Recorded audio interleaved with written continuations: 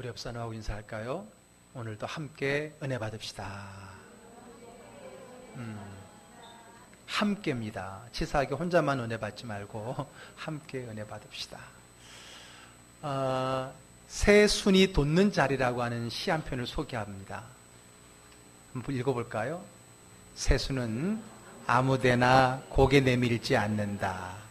햇살이 데운 자리, 이슬이 닦은 자리, 세상에서 가장 맑고 따뜻한 자리만 골라 하늘 진주로 돋아난다. 아멘인가요? 시가 참 너무 좋은 것 같아요. 새순이 돋는 자리. 아무데나 고개 내밀지 않는다. 아무데나 싹이 나는 게 아니라는 거잖아요. 햇살이 데운 자리, 이슬이 닦은 자리. 그 자리에 세상에서 가장 맑고 따뜻한 자리만 골라서 하늘 진주로 돋아난다. 너무 감동이 되는. 오늘 말씀 싹이 났어요라는 말씀을 증거하는데 정말 참 도움이 되고 또 그런 마음을 갖게 해주는 그 시 한 편이었습니다. 우리는 가정의 달 5월에 심은 대로 거둔다라는 말씀을 나누고 있습니다. 그래서 먼저는 썩지 않을 생명의 씨, 믿음의 씨를 뿌렸고요. 그리고 그곳에 위로와 격려의 물을 주었습니다. 그러면 여러분, 씨를 뿌리고 물을 주면 어떻게 되는 거예요? 싹이 나는 거잖아요. 싹이 돋습니다. 여러분, 싹이라고 하는 것은 씨앗이나 줄기에서 처음 나오는 어린 잎이나 줄기를 말하는 거예요. 근데 우리는 이것을, 이 싹이라는 거를 우리 사람들 관계에, 사람을 빗대어서 많이 잘 표현합니다. 그래서 우리 어린아이들 뭐라 그래요? 자라나는 새싹이다. 새싹이다. 우리 아이들을 새싹이다라고 이야기를 하잖아요. 새싹, 싹수도 같은 말인 겁니다. 싹수. 그래서 우리는 사람들이 된데미를 얘기할 때 싹수가 있다, 없다, 혹은 싹수가 노랗다. 여러분, 식물이 노란 거는 단풍이 아닌 이상은 노란 거는 뭐예요? 시든 거예요. 병든 거고요. 죽은 거고 죽어가는 겁니다. 싹수가 노랗다는 거는 별 가망이 없다라고 말하는 것 아니겠습니까? 또 싸가지도 같은 말입니다. 여러분, 싸가지가 싹 플러스 아지입니다. 아지는 새끼를 이끄는 말이죠. 강아지, 망아지 하듯이. 그러니까 싹, 아지는 새끼 싹, 새싹, 어린 싹, 떡잎, 새순 이런 거를 싸가지라고 말합니다. 우리들은 보통 대화 중에 싸가지 그럼 별로 부정적인 의미로 많이 쓰는데 싸가지 좋은 겁니다. 어린 싹이잖아요. 싹이에요. 싸가지. 문제는 그 싸가지가 없었다고 했을 때에 우리가 싸가지도 없다라고 말하는데 사실 싸가지는 나쁜 게 아니거든요. 옆에 사람 보세요. 혹시 싸가지가 있는지 없는지. 그 싸가지 부정적으로 보면 안 된다니까요. 그 싹이 있는가를 보자라고 하는 거죠. 자, 여러분, 이런 말도 있습니다. 될성 부른 나무는 떡잎부터 안다. 그렇잖아요. 떡잎도 바로 이 새순, 새싹 그런 거예요. 자, 이렇듯 이 싹이라고 하는 것은요, 겉으로 드러난 생명의 시작입니다. 물론 그보다 먼저 생명의 시작은 땅속에 있는 씨입니다. 그런데 제가 뭐라 하냐면 겉으로 보여지는 드러난 생명의 시작이라는 거죠. 왜냐하면 땅속에 있을 때는 거기에 생명이 있는지, 생명이 자라고 있는지 우리가 모를 때가 많아요. 그러니까 쉽게 좌절하고 보이지 않으니까 없는 것처럼 여길 때가 있는데 비로소 그게 땅을 비집고 나와 싹이 나오면 그것을 통해서 우리가 구체적으로 보여지는 희망을 갖게 되는 거죠. 그래서 이 싹이 우리에게 희망이 되고 생명의 시작이 되는 겁니다. 여러분, 시작이라는 말은 이 싹이 끝이 아니라는 거죠. 완성이 아닙니다. 그렇죠? 완성이 아닙니다. 앞으로는 줄기가 자라고 거기서 잎이 나오게 되고 꽃이 피고 열매가 맺는 그것에 대한 출발점입니다. 완성은 아니지만 그 완성에 대한 희망의 모습을 볼 수 있는 것이 바로 싹이라고 하는 것이죠. 이때가 중요합니다. 이때가 중요해요. 그래서 이때 다시 열심히 물을 주고 돌봐야 싹이 자라서 나중에 열매를 맺게 되는 겁니다. 자, 이번 달 설교의 주제하에 그 제목들, 매주 제목들은 제가 우리 동요 씨앗이라는 그 동요의 가사를 가지고 만들었다 그랬잖아요. 혹시 아시죠? 씨를 뿌리고 꼭꼭 물을 주었죠.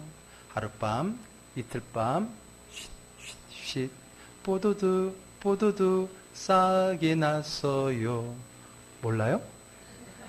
네?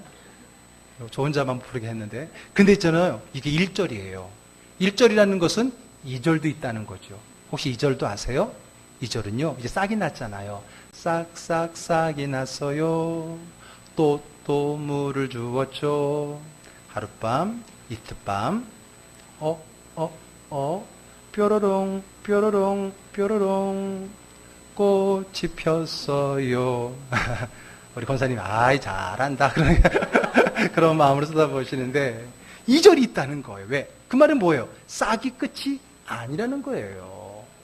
그 싹을 때문에 씨를 뿌린 게 아닌 거예요.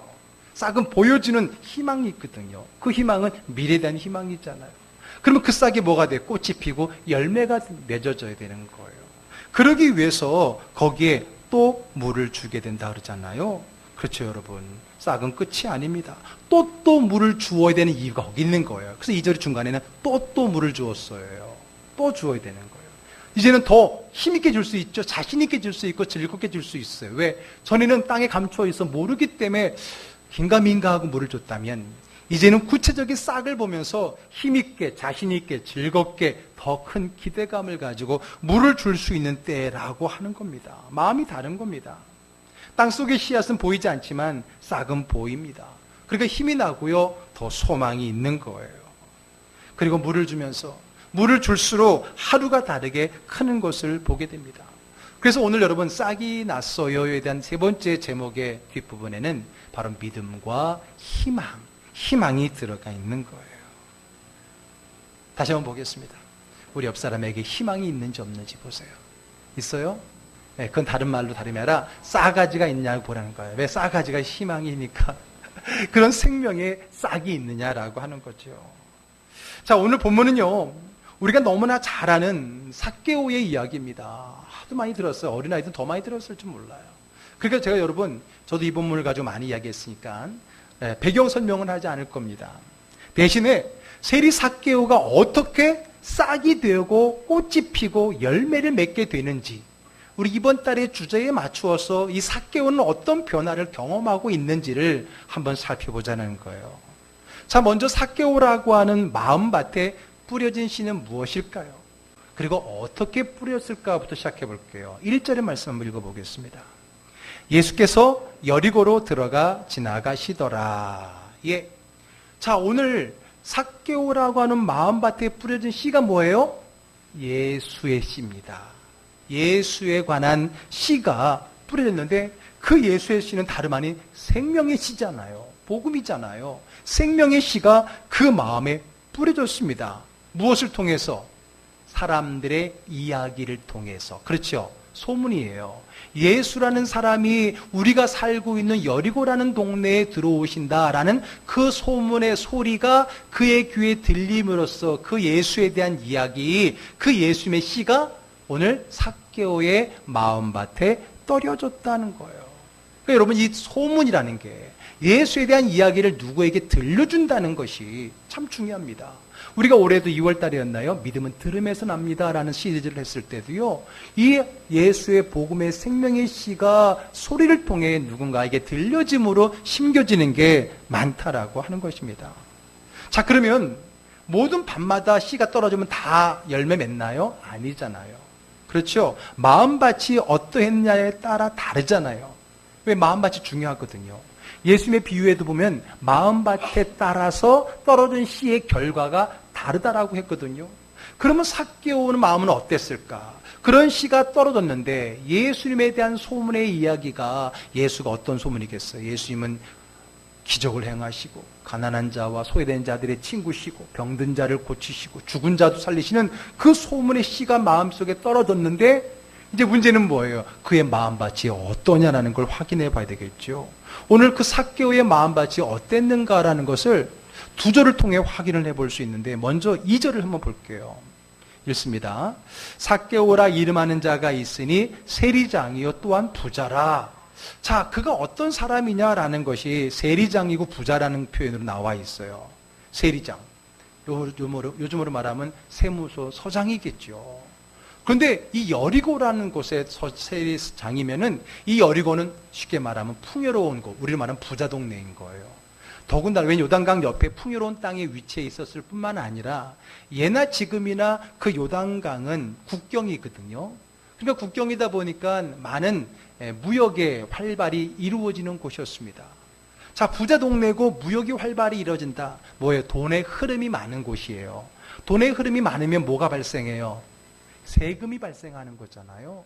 그러니 많은 돈의 흐름이 있는 그 세무서 세리장이면 얼마나 많은 돈을 주무르겠어요. 얼마나 많은 돈이 그를 걸쳐가겠습니까? 그러니까 성경에서는 그가 부자라고 말할 수밖에요. 더군다나 당시에는 로마의 식민지 시대였고요. 그들이 받은 세금은 로마로 갑니다. 물론 다 가는 게 아니에요. 일정 보내고 나머지는 쉽게 말하면 세리장 몫이 되는 거예요. 그러니까 내가 얼마나 걷어내느냐가 자기의 부를 결정할 수 있는 그러한 시대였다라고 하는 거죠.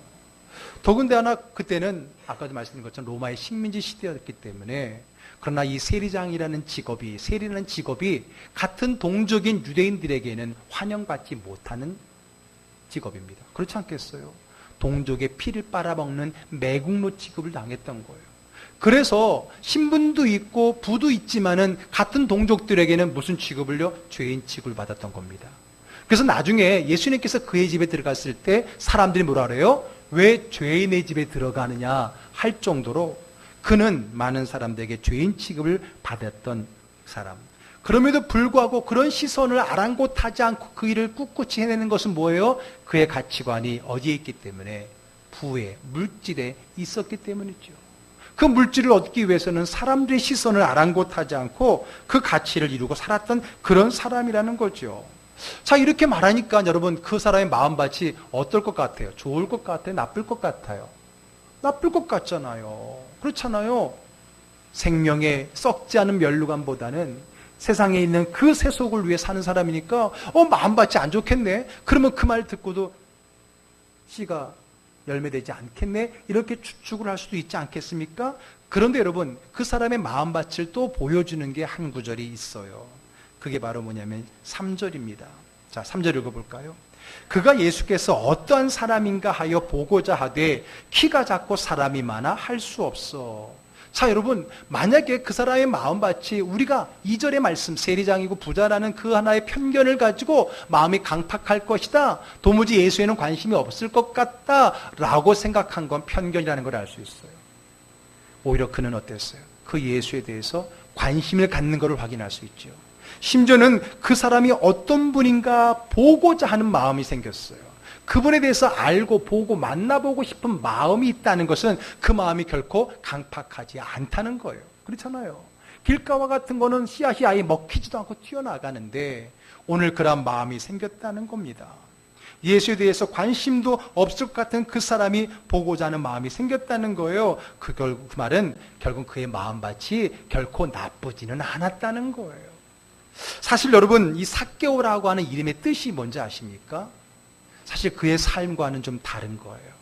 순수, 정결, 순결의 뜻이 있는 거예요. 삭개오는.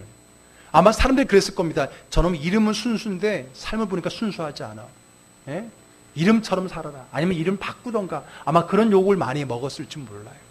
그러나 오히려 우리가 이 속에 그의 이름을 통해서 그의 마음은 그렇지 않았구나를 우리가 조금 엿볼 수 있는 거예요.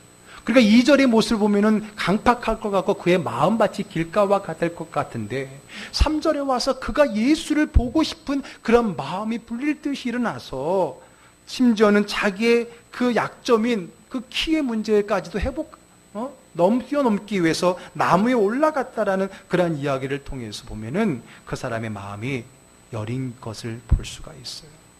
여러분, 우리 사람을 함부로 판단해서는 안 됩니다. 저렇게 사람들에게 죄인 취급을 받는 사람이지만 그 마음에는 사실은 여린 면이 있고 갈급한 면이 있다는 거예요. 어쩌면 그 갈급함이 더할 수 있습니다. 여러분 그런 거 있잖아요. 막 악하게 구는 사람들이 사실을 알고 보면 어때요? 속이 여려요. 그거를 감추기 위해서, 그거를 포장하기 위해서 더 강하게 악하게 행동하는 경우가 많이 있어요. 여러분 강아지들 보게 되면 치와와라든지 조그만 강아지들이 있죠. 말티 조그만 거. 얘네들 쌓아놓은, 특히 치와와가 많이 쌓아놓은데 애들이 왜 쌓아놓은가 알고 보니까 무서움을 많이 타서 쌓아놨다는 거예요. 네? 왜? 자기가 무서워서 그거를 극복하고 하기 위해서 더 짓는 거예요. 해코지 하지도 않는데도 불구하고 왜? 자기의 약점이 있기 때문에. 그래도 마음이 있는 거죠. 그렇습니다.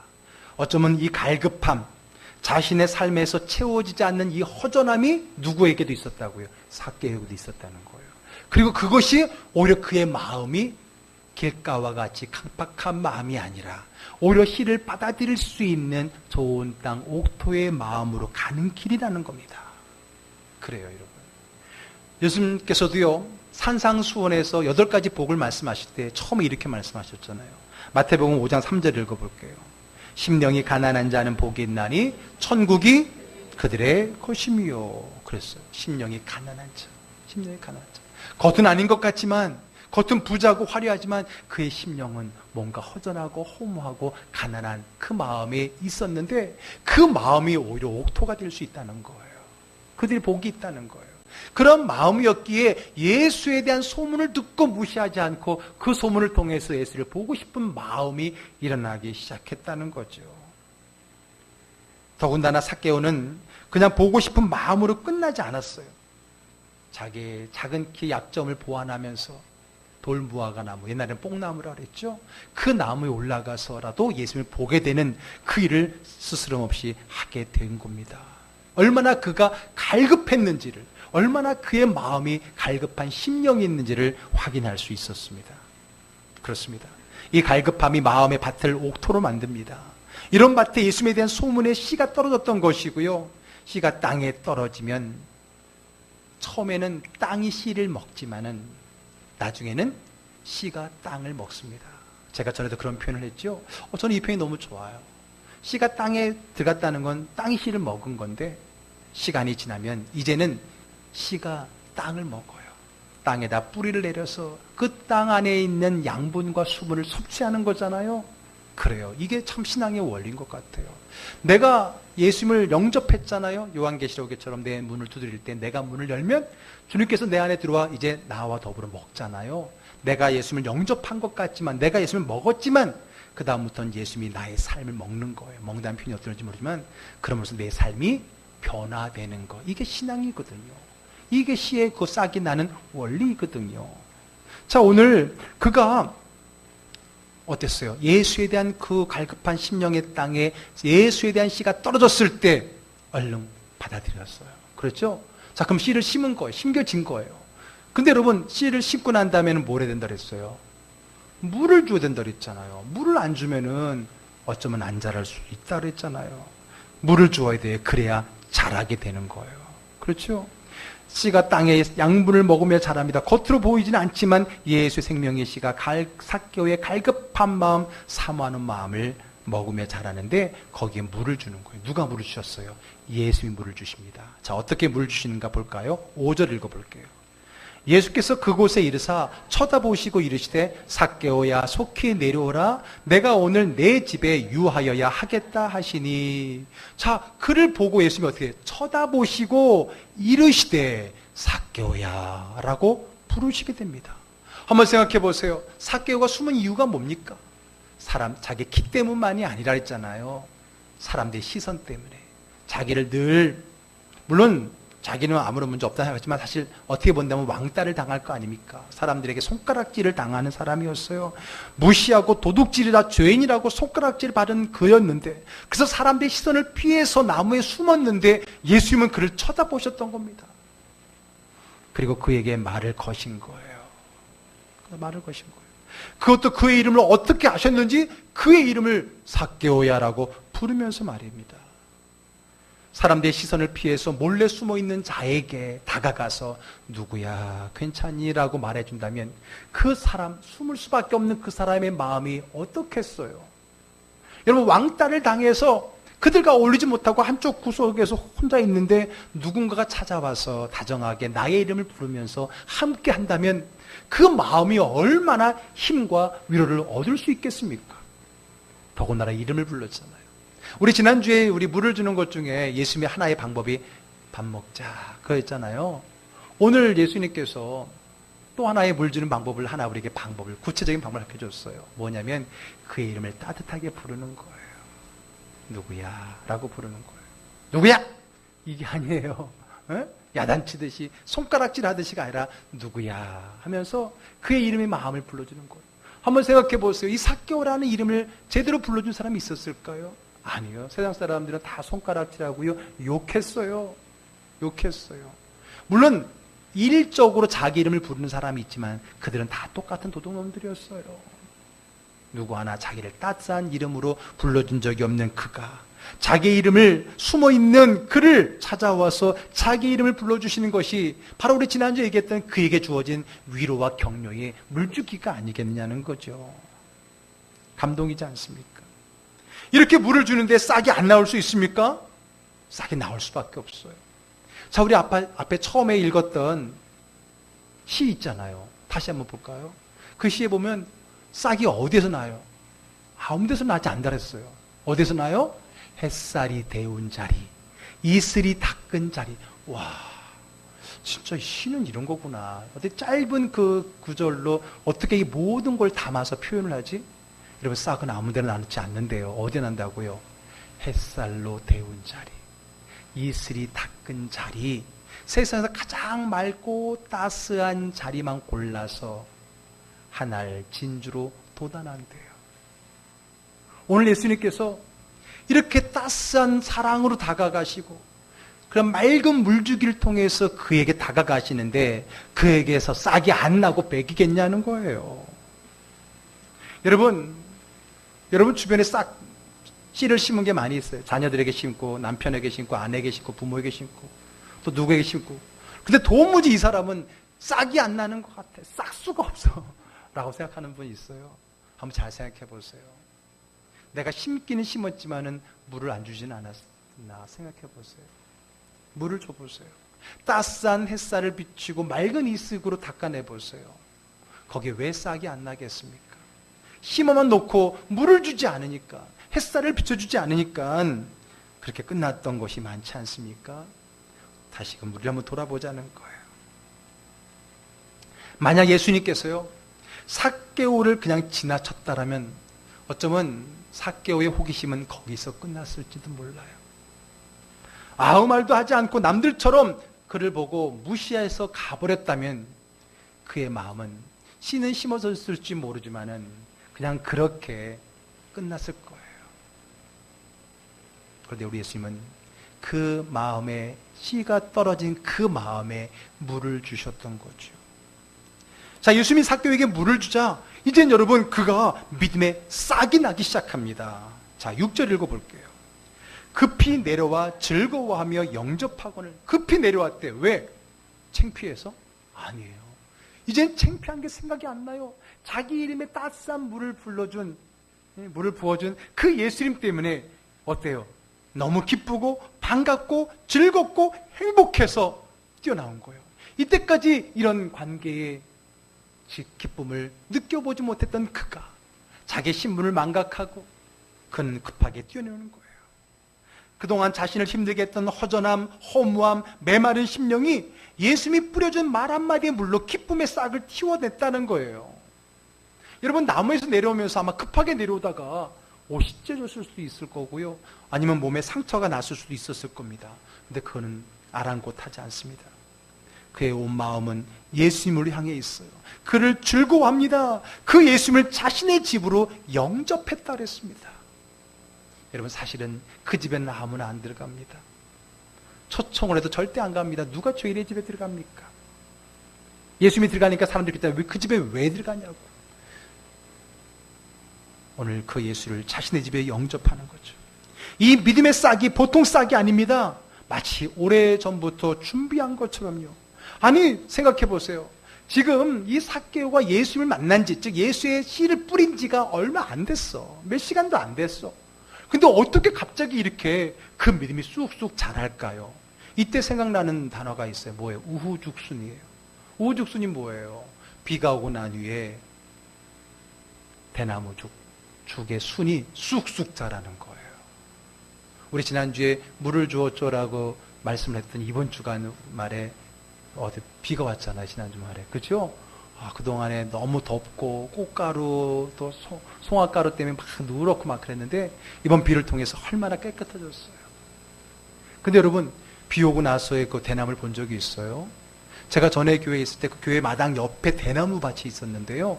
진짜 놀랍게도 비 오고 난 다음에 야, 이게 우후죽순이구나. 진짜 거짓말 조금 보탰나 안 보탰나 뭐 하루에 한 1m씩 자라는 것 같아. 그냥 그 다음날 보니까 이만해지고 아니 저게 이만했는데 우후죽순이라는 거잖아요. 그게 의미잖아요. 여러분, 그래요. 하나님의 은혜에 단비를 맞았을 때에 우후죽순처럼 갑자기 믿음의 싹이 돋아나고 줄기가 세워지는 것을 우리가 보게 됩니다. 우리 아까 동요에서도 씨앗에서도 2절에 싹이 난 후에 또 물을 주어줘라 그랬잖아요. 또 물을 주어야 되는 거예요. 싹이 나면 끝나는 게 아닙니다. 자, 예수님은 그의 초청에 응하셨어요. 자, 한번 그런 격려의 말로 부르고 난 다음에 가버렸다면 그냥 싹이 난 걸로 끝나는데 예수님은 그 싹의 믿음에 또 물을 뿌리러 그의 집으로 들어가게 되는 거예요. 그게 중요한 거예요. 또 물을 주어야 돼. 한 번이 아니라는 거죠. 죄인의 집에 들어가게 됩니다. 그와 함께 먹고 마십니다. 야, 이건 정말 큰 물이죠. 정말 중요한 겁니다. 함께 먹고 마시는 거. 그랬더니 삭개의 믿음이 어떻게 됐어요? 이제 싹의 믿음이 아니라 점점 성숙하고 자라지 않습니까? 볼까요? 어떻게 자라고 있는지 8절을 읽어볼게요. 삭개오가 서서 주께 여짜오되 주여 보시옵소서 내 소유의 절반을 가난한 자들에게 주겠사오며 만일 누구의 것을 빼앗은 일이 있으면 내 갑절이나 갚겠나이다. 막 은혜를 받고 우후죽순처럼 믿음이 생겨나는 거야. 한 10몇 년 믿어도 이렇게 결단이 안 되는데 이 사람은 결단을 하는 거예요. 그러면서 무슨 결단을 합니까? 내 소유의 절반을 가난한 자들에게 나눠주겠다. 야, 이 사람에게는 엄청난 결단입니다. 왜요? 그가 많은 사람들에게 손가락질을 받으면서도 이 일을 하는 이유가 뭐예요? 돈 때문이잖아요. 그것을 통해 가져다주는 부부 때문이잖아요. 그걸 포기하는 거예요. 포기한다는 건 뭐예요? 가치관이 바뀌는 거예요. 절반을 팔아서 가난한 자들에게 주겠다. 그럼 이 사람이 갑자기 가난한 자의 기부를 하고 가난한 자의 관심을 갖게 됐나? 물론 그럴 수도 있어요.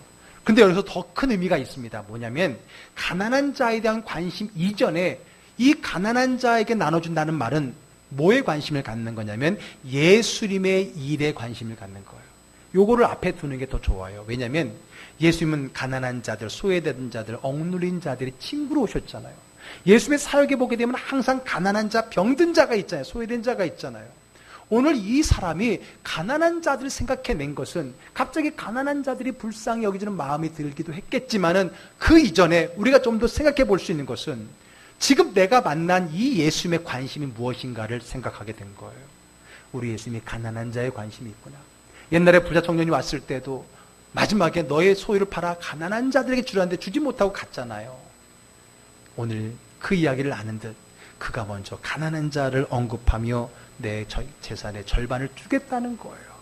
가난한 자에 대한 관심이 있지만 먼저는 예수님의 일에 대한 관심인 거죠. 그러니까 우리가 은혜를 받게 되면 예수님의 관심에 내 관심이 가게 되는 거예요. 예수님의 시선에 내 시선이 간다라고 하는 것이죠. 그뿐만 아닙니다. 누구의 것을 빼앗은 일이 있으면 몇 배로 갚겠다고요? 4배로 갚겠다는 거예요. 4배로 갚겠다. 자, 당시의 율법에는요, 누군가를 빼앗거나 도둑질하면 2배를 갚게 되어 있었어요. 자, 출애굽기 22장 4절 읽어볼게요. 도둑질하는 것이 살아 그의 손에 있으면 소나 낙이나 양을 막론하고 갑절을 배상할지니라. 율법에는 2배만 하면 돼. 근데 그는 몇 배요? 4배. 갑에 갑, 갑절에 갑절을 하겠다. 뭐예요? 더 확고한 그의 고백인 거죠. 고백인 거잖아요. 내가 2배나 하겠다는 게 더 의미죠. 저는 이 말을 듣고 났을 때 그가 처음에 내가 왜 전 재산을 팔아서 가난한 자에게 주겠다는 말을 하지 않고 절반만 판다고 했을 때 아이고 아직 미련이 남았구나 이런 마음이 들 수도 있잖아요. 그런데 그가 4배를 갚겠다는 말을 들었을 때 그가 남의 것을 빼앗은 적이 있을까요? 없을까요? 있어요. 물론 자기는 합법적으로 했다고 하지만은 당시 합법이라는 게 뭐예요? 합법화된 도둑놈들이죠. 당시의 세리든 합법화된 도둑놈이잖아요. 그러니까 여러분 사실 어떻게 보면 자기는 아니에요. 많은 것을 착취했을 거예요. 더 무리하게 세금을 뜯어냈을 거예요. 그것을 알기 때문에 그것을 갚기 위해서, 4배를 갚기 위해서 절반을 남겨놓은 것이 아닌가. 이게 저의 묵상의 내용이거든요. 처음에 갑절만 가난한 자에게 주겠다니까 좀 아직 마음이 아닌데. 최근에 여러분 그 뉴스 들은 적 있죠. 홍콩 배우, 저희가 어렸을 때 많이 보았던 배우 조윤발, 초별상호, 항상 성냥개비 딱 깨물고 다니는 그 저희 어렸을 때 루아르 장르라 그랬죠. 그 장르에 많이 남자들이면 많이 빠져 있었던 그 조윤발 씨가 얼마 전에 자기 전 재산의 99%인가를 기부하겠다고 선언을 한 거예요. 그래서 그 사람의 삶을 추적해 보니까 얼마나 검소하고 대중교통 이용하고 옷도 늘 청바지 입게 입고 다니고 그런 사람, 더 멋져 보이더라고요. 또 그 영화 한번 다시 한번 봐야 되겠어요. 그렇잖아요. 근데 이 사람은 지금 은혜 받았다고 하는 사람이 절반만 된다니까 조금 그렇다 생각했는데 알고 보니까 4배를 갚아주기 위해서 남긴 거라는 생각이 드는 거예요. 자, 어쨌든 간에 그는 율법에서 정한 것에 갑절에 갑절을 갚겠다라고 말하는 거예요. 야, 예수님 만난 지 얼마 안 됐는데 이렇게 믿음이 우죽순처럼 자랄 수 있을까요? 그래요, 여러분. 믿음은 시간에 의해서 정해지는 게 아니에요. 오래 믿었다라고 그 믿음이 좋은 게 아닌 거예요. 예수님께서 뭐라고 말씀하셨어요? 처음 된 자가 나중될 수 있다는 거예요. 나중된 자가 먼저 될 수 있다라고 하는 겁니다. 얼마큼 내가 예수의 사랑의 은혜 가운데 물을 주고 물을 받고 씨를 뿌리냐에 따라 다른 거죠. 예수님이 그 말을 듣고 얼마나 흐뭇했을까요? 그렇죠. 자기가 뿌린 씨가 팍팍 자라는 걸 보고 기쁘지 않은 사람이 어디 있겠어요? 예수님께서 이 말씀하셨어요. 9절 읽어볼게요. 예수께서 이르시되 오늘 구원이 이 집에 이르렀으니 이 사람도 아브라함의 자손이미로다. 이 말을 하는 예수의 마음이 얼마나 기뻤을까. 그렇지 않겠어요? 자기가 물을 주었더니 그 싹이 나고 또 물을 주었더니 금방 쑥쑥 자라서 꽃이 피는 그 장면을 보고 흥분하지 않을 사람이 어디 있어요? 감동하지 않을 사람이 어디 있겠어요? 이게 바로 물을 주는 자의 기쁨입니다. 아이들이 금방금방 자라는 것을 보는 부모의 기쁨이 있고요. 제자들이 쑥쑥 지식과 지혜가 자라는 것을 보는 스승의 기쁨이기도 하고요. 그리고 신앙이 자라는 모습을 보는 목회자의 마음이기도 합니다. 오늘은 우리 스승의 주일이잖아요. 선생님 감사주의잖아요. 꽃 한 송이 달아드리고 선물 하나, 요즘 그 선물도 힘들죠. 좀 김영란법. 김영란법에 안 걸리는 건가요? 네? 네. 김영란법도 있고 그래서 참 그런 삭막한 시대가 되었는데, 여러분 그렇게 하는 것이 물론 감사를 표현하는 것이지만 저는 가장 큰 감사의 보답이 뭘까? 그분들이 뿌려준 대로 잘하는 것 아니겠어요? 그렇죠? 선생님이 공부를 가르치는데 그만큼 익혀가는 과정이 은혜인 거지. 목회자도 마찬가지라는 거예요. 그 은혜를 무엇으로 보답합니까? 성장하는 거예요. 성숙하는 거예요. 그게 은혜예요. 부모는 자녀들이 잘하는 그것이 복이고 그게 자기에게 주는, 자녀들이 주는 효도잖아요. 잘하는 모습이 물을 주는 자에게 주는 보답입니다. 그 모습을 보면 안 먹어도 배부른 거예요. 여러분들의 믿음이 성장하는 모습을 보면 담임 목사는 그게 기쁜 거예요. 그것 때문에 그동안의 모든 아픔, 힘든 그 모든 것이 다 잊어지는 거잖아요. 여러분들이 신앙이 성장하는 모습, 예배 안 드리던 분들이 예배를 드리게 되고, 와라 와라 해도 안 오던 사람이 자기 발로 늘 찾아오고, 기도 안 오던 사람이 기도하고, 가만히 손 놓고 앉아있던 사람들이 손을 걷어붙이고 헌신하는 모습 보는 것, 이게 바로 목회자의 기쁨이고 즐거움이 아니겠습니까? 예배 들어오기 전에, 지금 2부 예배 들어오기 전에 제가 편지 하나 하고 선물을 받았어요. 여러분들에게 좀 자랑질 좀 하려고요. 여기 있는 분이기 때문에 제가 이름을 밝히지 않고 또 내용 들어서 좀 약간 생략해서 읽어볼게요. 편지를 이렇게 줬어요. 나의 멘토이신 목사님께. 목사님 안녕하세요. 벌써 11년 목사님의 제자 누구입니다. 올해도 감사한 마음을 담아 작은 선물을 드립니다. 비록 값지고 비싼 선물은 아니지만 저의 크나큰 마음만큼은 누구보다 목사님께서 잘 아시겠죠. 그 다음에 중간 내용은 생략합니다. 부끄럽고 가끔 내가 하나님을 위해 일하는 것일까 생각이 들었었는데 최근에 목사님의 설교를 듣고 필기하며 느꼈어요. 내가 생각하지 않는 순간에도 내가 하나님을 잃지 않게 주님이 일하시는구나를요. 목사님을 통해 예수님을 알 수 있게 하심도 감사하며 살아가고 있습니다. 목사님 저에게 주님을 대신해 가르쳐 주심에 감사합니다. 2019년 5월 19일 목사님의 영원한 제자 누구누구 올림. 감동이죠. 그렇죠. 이게 뭐예요? 물을 뿌린 자가 얻는 기쁨인 거예요. 물을 주는 자에 대한 보답과 그 열매가 이것 아니겠습니까? 이거라는 게 여러분 편지 다 서울한 얘기가 아니고요.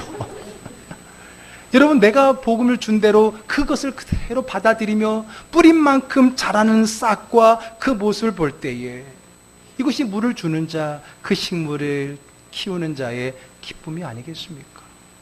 오늘 우리 세 번째 시간의 설교에는 싹이 났어요인데 그 뒤에 제목이 뭐예요? 믿음과 희망이에요. 혹은 믿음의 희망이기도 하고요. 우리가 뿌린 씨앗은 썩지 아니하는 생명의 믿음의 씨앗들이었잖아요. 그 믿음의 싸가지가 다 있다 그랬잖아요. 우리 믿음의 싸가지가 다 믿음의 새싹들이 있다 그랬잖아요.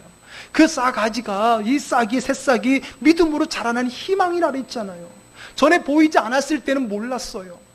정말 이 안에 있다고 하는데 처음에 씨를 심어 놓으면 이게 있는지 없는지 살았는지 죽었는지 모르는데 어느 날 갑자기 싹이 딱 나오면 막 감동을 받아요.